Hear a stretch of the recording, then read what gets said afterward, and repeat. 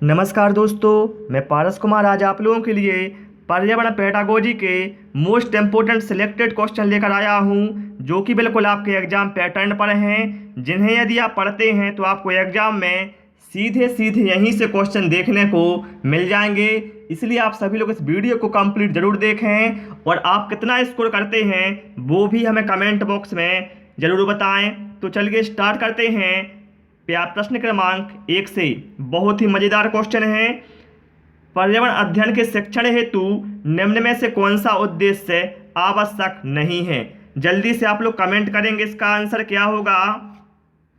तो यहाँ पर राइट आंसर हमारा होगा विज्ञान के आधारभूत प्रत्ययों और सिद्धांतों को रट कर याद कर लेना।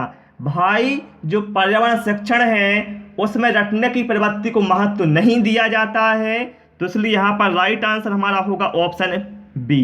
ठीक है, ध्यान रखना, चाहे वो कोई भी विषय हो उसमें रटने की प्रवृत्ति को महत्व नहीं दिया जाता है। चलिए प्रश्न क्रमांक 2 पर आते हैं। पर्यावरण शिक्षा से संबंधित अवधारणाएं बहुतायत में खालिस्तान इन पाठ्य पुस्तकों में पाई जाती हैं।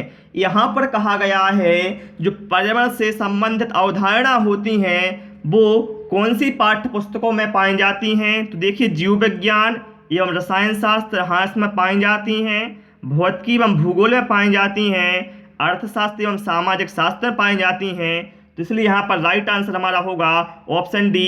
इन सभी में पर्यावरण शिक्षा से संबंधित अवधारणाएं अधिक पाई जाती हैं। चलिए प्रश्न क्रमांक 3 पर आते हैं। बहुत ही शानदार क्वेश्चन है, बिल्कुल रियल पेडागोजी। चलिए, पर्यावरण अध्ययन के शिक्षक होने के नाते आप निम्नलिखित में से कौन सा कार्य पसंद नहीं करेंगे? सभी लोग इसका आंसर जल्दी से कमेंट करेंगे। मैं चारों ऑप्शन नहीं पढ़ रहा हूँ ताकि वीडियो लंबा ना हो। तो देखिए, यहाँ पर जो राइट आंसर हमारा है वो होगा विद्यालय में होने वाले समारोह के लिए खुली जगह की आवश्यकता को देखते हुए विद्यालय के उद्यान के पेड़ पौधों की कटाई। भैया, यदि विद्यालय में कोई समारोह होना है और उसके लिए जगह चाहिए तो आप विद्यालय में जो पेड़ पौधे लगे हैं उसकी कटाई के लिए कभी भी हाँ नहीं कहेंगे शिक्षक होने के नाते, क्योंकि पेड़ों की कटाई से क्या है, जो हमारा पर्यावरण है, हमारा पर्यावरण असंतुलित होता है। तो इसलिए यहाँ पर राइट आंसर होगा ऑप्शन बी। और वीडियो पसंद आए जिनको तो वीडियो को लाइक कर दें और इसी तरह के वीडियो देखने के लिए चैनल को भी सब्सक्राइब कर लेना भाई। चलिए, ये क्वेश्चन हमेशा एग्जाम में ट्रेंड में रहता है, इसका आंसर दीजिए सभी लोग, क्या होगा? राष्ट्रीय पाठ्यचर्या की रूपरेखा या एनसीएफ 2005 के अनुसार पर्यावरण अध्ययन को किस कक्षा समूह में स्थान दिया गया है? पहली और दूसरी कक्षा, तीसरी से 5वीं कक्षा, छठी से 8वीं कक्षा या 9वीं से 10वीं कक्षा? बताएं आप लोग यहाँ पर राइट आंसर क्या होगा। तो देखिए, राष्ट्रीय पाठ्यचर्या की रूपरेखा या एनसीएफ 2005 के अनुसार पर्यावरण अध्ययन को स्थान दिया गया है तीसरी से 5वीं कक्षा तक। ऑप्शन बी यहाँ पर राइट आंसर हो जाएगा। चलिए प्रश्न क्रमांक 5 पर आते हैं। सभी बच्चों को पर्यावरण अध्ययन के शिक्षण तथा सीखने के लिए प्रत्येक शिक्षण कक्ष में आवश्यकताएं हैं। बताएं आप लोग, संज्ञानात्मक या फिर आयु उपयुक्त पाठ्यक्रम? हाँ, ये तो बिल्कुल आवश्यकता है। अनुकूल तथा धमकी रहित परिवेश? बिल्कुल, बच्चे के अनुकूल वहाँ पर परिवेश होना चाहिए और धमकी रहित होना चाहिए, मतलब बच्चे पर किसी प्रकार का दबाव नहीं होना चाहिए। और स्कूल आधारित आकलन तथा आख्या प्रस्तुत करना, ये भी सही है। तो यहाँ पर राइट आंसर हमारा होगा ऑप्शन डी, उपरोक्त सभी। चलिए प्रश्न क्रमांक 6 पर आते हैं। बहुत ही उम्दा क्वेश्चन आपकी स्क्रीन पर आ गया है। पर्यावरण अध्ययन की अंतःविषयी प्रकृति पर्यावरणीय मुद्दों को किसके द्वारा संबोधित करती है? सभी छात्र इसका आंसर जल्दी से कमेंट करेंगे, इसका आंसर क्या होगा, क्योंकि इसी टाइप के क्वेश्चन आपके एग्जाम में बार बार आते हैं। ठीक है, लेकिन आप टेंशन नहीं लें, मैं लगभग इसके 20 वीडियो लेकर आऊँगा हर वीडियो में 15 क्वेश्चन रहेंगे, मतलब टोटल आपके 300 क्वेश्चन रहेंगे ईवीएस पेडागोजी के, और इनमें से ही आपके सारे क्वेश्चन आपको एग्जाम में देखने को मिल जाएंगे। चलिए, तो यहाँ पर जो राइट आंसर हमारा है वो है विज्ञान, सामाजिक विज्ञान और पर्यावरण शिक्षा की विषय वस्तु और पद्धति के प्रयोग। ठीक है, ऑप्शन डी यहाँ पर राइट आंसर हमारा हो जाएगा। प्रश्न क्रमांक 7 पर आते हैं।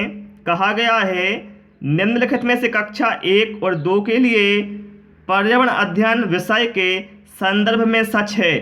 बताएं यहाँ पर राइट आंसर क्या होगा। इंपॉर्टेंट क्वेश्चन है, ठीक है, लेकिन थोड़ा टफ हो सकता है आप लोगों के लिए, फिर भी आप सोचें इसका आंसर क्या होगा। तो देखिए, कक्षा 1 व कक्षा 2 में जो पर्यावरण अध्ययन है वो एक विषय के रूप में नहीं है, बल्कि इससे जुड़े मुद्दों को भाषा और गणित के माध्यम से बताए जाने की बात पर होता है। तो देखिए, यहाँ पर ऑप्शन ए में कहा गया है पर्यावरण अध्ययन से संबंधित मुद्दों और संबंधों का संपादन भाषा और गणित के माध्यम से होता है। ये बिल्कुल सही है। ठीक है, कक्षा 1 और 2 के लिए जो पर्यावरण अध्ययन है वो एक विषय के रूप में नहीं होता है भाई, बल्कि उससे संबंधित जो मुद्दे हैं और जो संबंधों का संपादन है वो भाषा और गणित के माध्यम से ही होता है। ऑप्शन ए यहाँ पर राइट आंसर हो जाएगा, नोट कर लेना, बहुत ही महत्वपूर्ण क्वेश्चन था। चलिए, प्रश्न क्रमांक 8 पर आते हैं।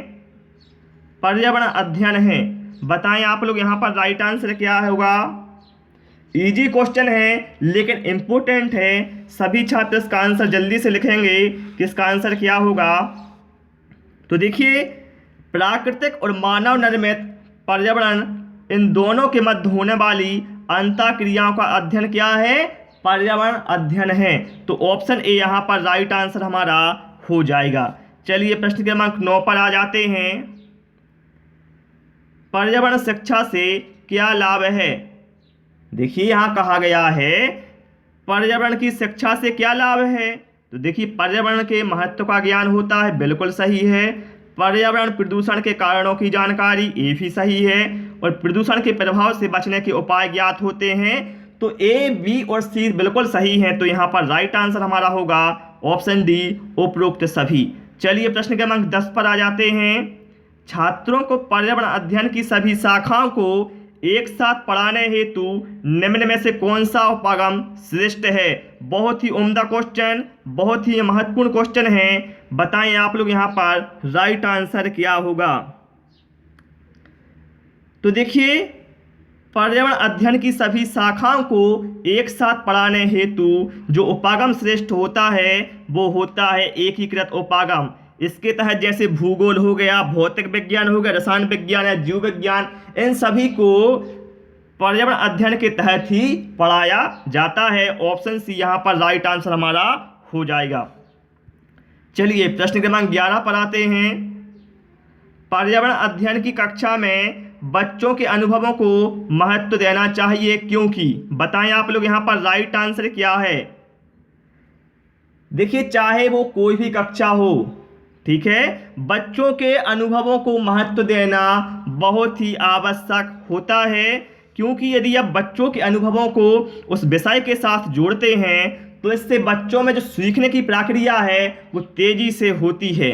तो यहाँ पर देखिए, ऑप्शन डी में कहा गया है विषय को बच्चों के अनुभवों से जोड़ने पर सीखने की प्रक्रिया को बढ़ावा मिलता है। तो ये बिल्कुल यहाँ पर राइट आंसर हमारा हो जाएगा।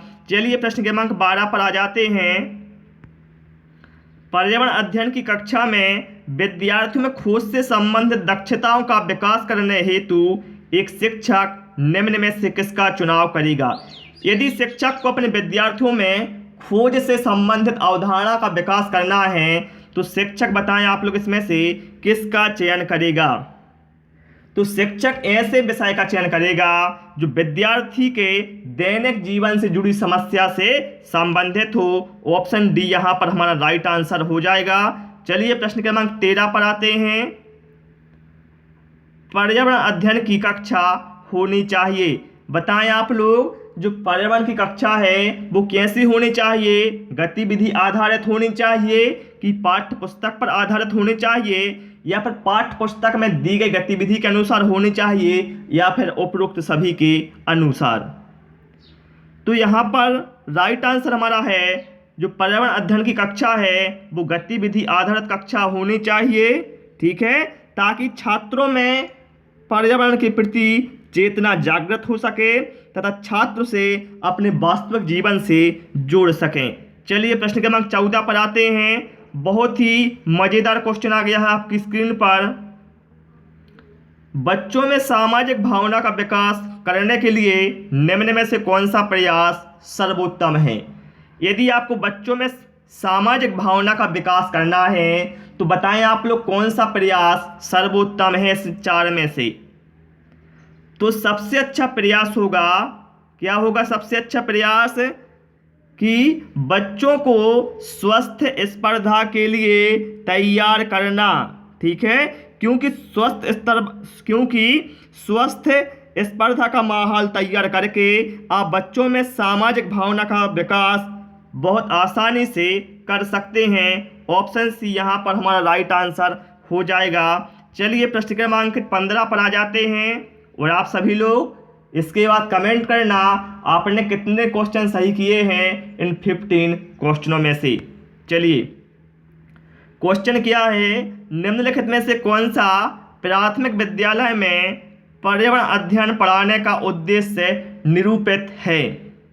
जो प्राथमिक विद्यालय में आप पर्यावरण अध्ययन पढ़ाते हैं इसका उद्देश्य क्या होता है? तो इसका उद्देश्य होता है कि जो विद्यालय में बच्चे हैं तो बच्चे के जो अनुभव है उस अनुभवों को बच्चों की बाहरी दुनिया से जोड़ना, ठीक है। तो ऑप्शन ए यहाँ पर राइट आंसर हमारा हो जाएगा कि विद्यालय में बच्चों के अनुभवों को बाहरी दुनिया से जोड़ना, ठीक है। तो साथियों आज हमने पर्यावरण पेडागोजी के 15 महत्वपूर्ण क्वेश्चन पढ़ लिए हैं, वो भी व्याख्या सहित। उम्मीद है आपको क्लास पसंद आई होगी। क्लास पसंद आई हो साथियों तो रिक्वेस्ट है वीडियो को लाइक करें, दोस्तों के साथ शेयर करें और यदि आप नए हैं तो चैनल को सब्सक्राइब करें जिससे आपको हर वीडियो का नोटिफिकेशन मिल सके। Thanks for watching this video.